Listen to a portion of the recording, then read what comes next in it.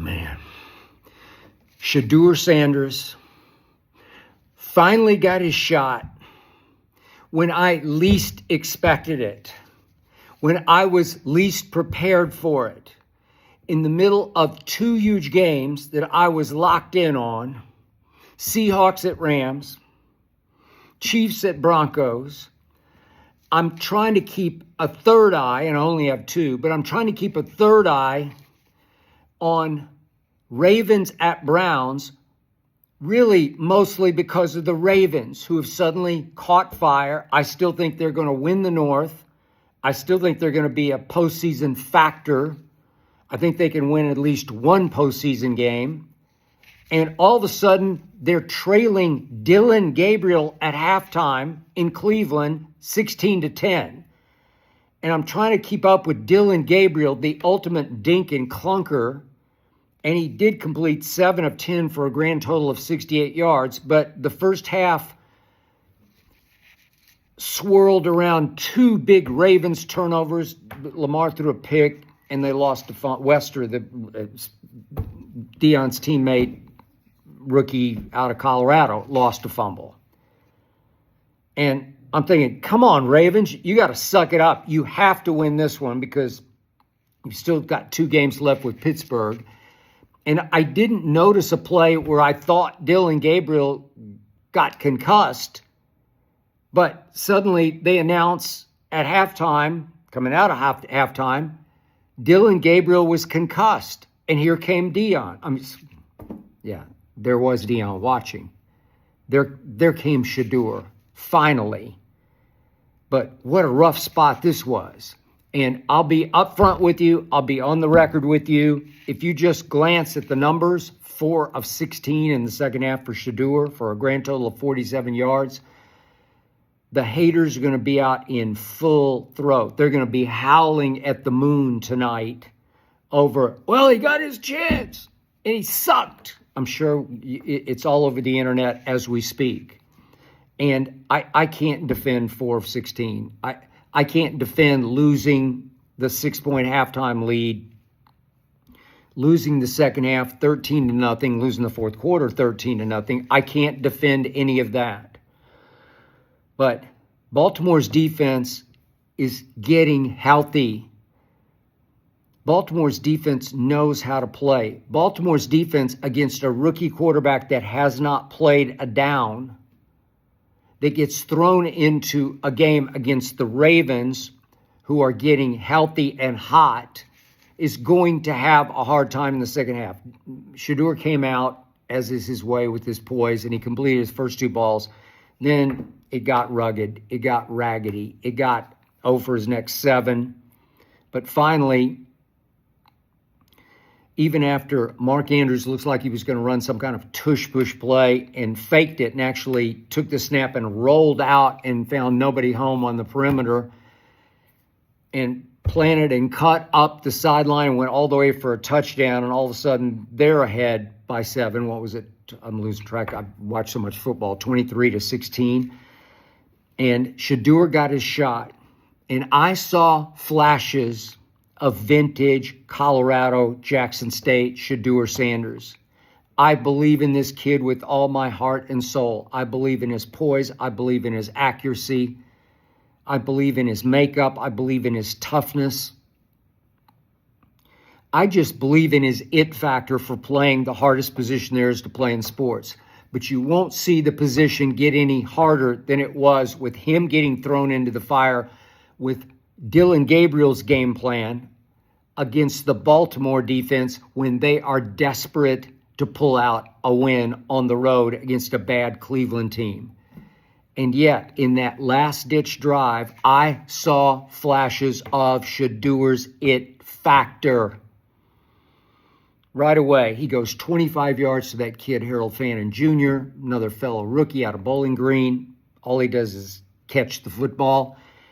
Made a nice catch on a really big-time throw. It's just hard for me to watch Dillon Gabriel. I know Dillon Gabriel. I watched him for 2 years at my college team that I grew up rooting for, the University of Oklahoma. He's just a soft armor. He's a Tua. They've been playing not to lose with him. I thought he'd be a little better than he's been, frankly. He was begging to get beaten out by Shedeur. And after the 25-yarder, it just took my breath away because you saw arm strength, you saw conviction, you saw authority on the throw that I have not seen from Dillon Gabriel. Then it gets to 3rd and 10, and Shedeur goes to Judy, who busts a couple of tackles and makes the 10 yards for the first down. Then Shedeur took off and ran for 5. I know I've gone back and forth on Arena Gridiron with my man Jay Gruden, John's brother, who coached obviously for 5.5 years in Washington, head coached. He's a little skeptical of Shedeur. He's not condemning him. He just says, I'm not sure I believe it. I don't see the arm strength, and I don't see the mobility. And I kept saying, no, at Colorado, or heck, at Jackson State, I saw underrated mobility. I saw them run some quarterback draws for Shedeur at Colorado. I saw them call some read option for Shedeur to keep the football at Colorado on some key 3rd downs. So he takes off for a nice 5-yard gain, looked good doing it. He's not his dad, didn't get his dad's speed. Dad doesn't have much of an arm, and Shedeur got the arm from the man above. And then from the 25-yard line, Shedeur has to bolt left. They couldn't protect him against the Baltimore blitz and rush. They were lighting him up with blitzes. And he escapes left, so he's going the wrong way, having to throw across his body with a rusher looming right in his face. And he had Isaiah Bond cutting across the back of the end zone. This is the first target all day to Bond.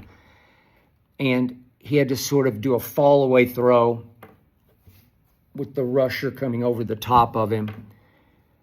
And he missed him a couple of yards to the left.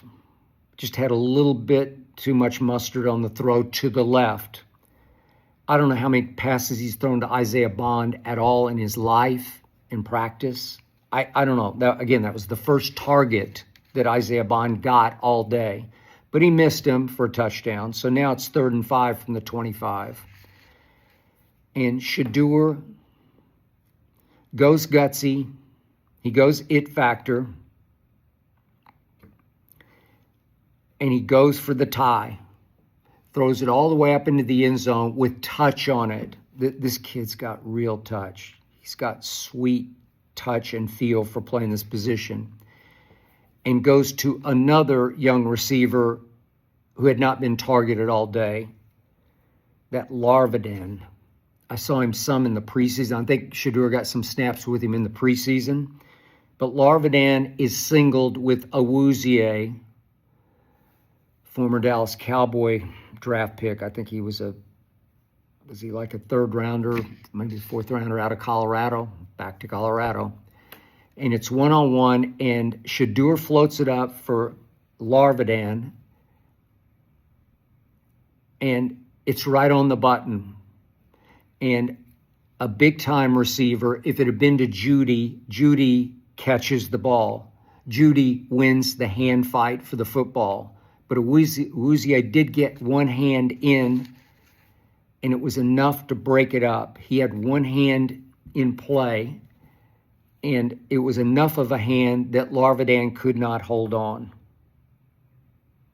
Boy, would that not have brought the house down in Cleveland? Would that not have brought the house down around the NFL? Would they have gone for 2 in the win? I don't know. Probably knowing Stefanski, no. Plays not to lose.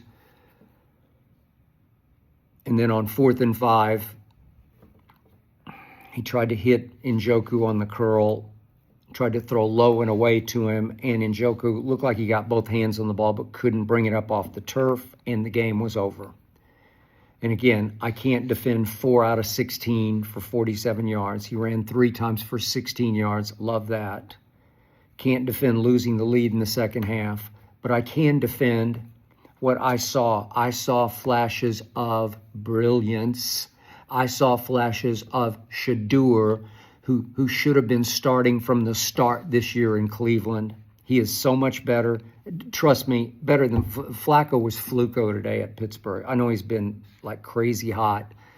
But if Shedeur had been given this job, which he should have been given, from the start, this team, this defense, and this weaponry, the veteran weapons, Njoku and Judy especially, with a little blend of Fannin, they would have lit up for Shedeur. You could see him in the preseason. They were lighting up on the sideline for Shedeur. He would have energized this team. This team would have thought it had a much better shot at winning with Shedeur from the start.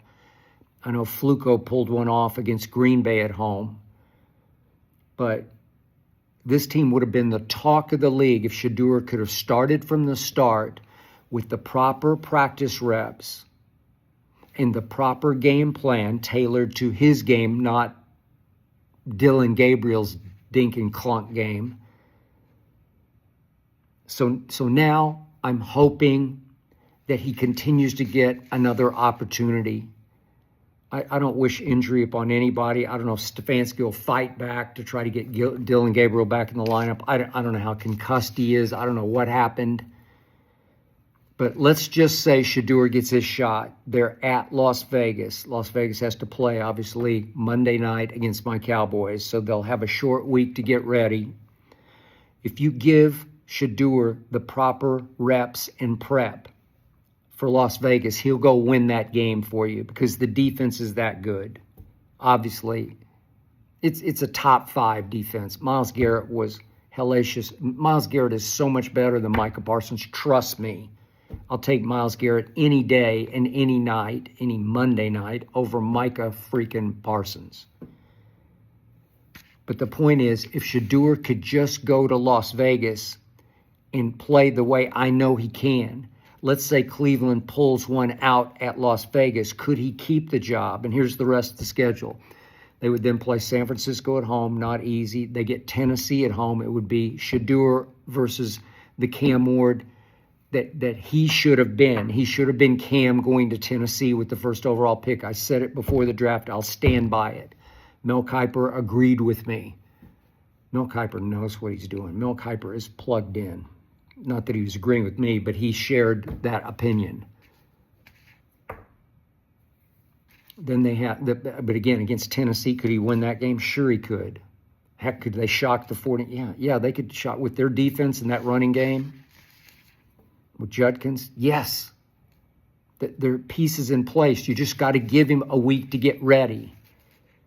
Then at Bears, tough. The Bears, I keep saying on Arena Gridiron, you should watch it tomorrow. It's 2:30 to 4:30 Eastern time on the Arena YouTube channel. Check it out. It's the hottest show times 10 out there available on the National Football League. Me versus Akib. I lost a huge bet today to Akib on the Broncos. Patrick Mahomes, for once I bet on Patrick Mahomes, and he sucked and choked and let me down. But the point is, Bears, I said last week, they've caught fire like the Ravens have. They're 7-3. They got a real shot to win the North. And then it's Buffalo at home. It'd be tough. Pittsburgh at home. It would be tough. At Bengals, I don't know. Is Joe Burrow going to play or not play? They're a disaster. But my point is, I don't even care if they're playing the 85 Bears all 1, 2, 3, 4, 5, 6, 7 games home. I don't care. Shedeur is it. Shedeur was born and raised to be a star quarterback in this league, and I believe with all my heart and soul, I saw glimpses and flashes of just that today in that last-ditch drive. Can't defend the overall, don't love it. I'm sure the haters are hating at extreme decibels as I speak to you in a very measured voice. I'm telling you, Shedeur is a franchise quarterback. I saw it today. Please, God, give him one more shot at Las Vegas, and he will seize it with a week to get ready. Book it, trust it, believe it. I got it. I am with you, Shedeur. I am with you, Dion. Next week is crucial to whatever career you're going to have as a Cleveland Brown. Remember, I said this.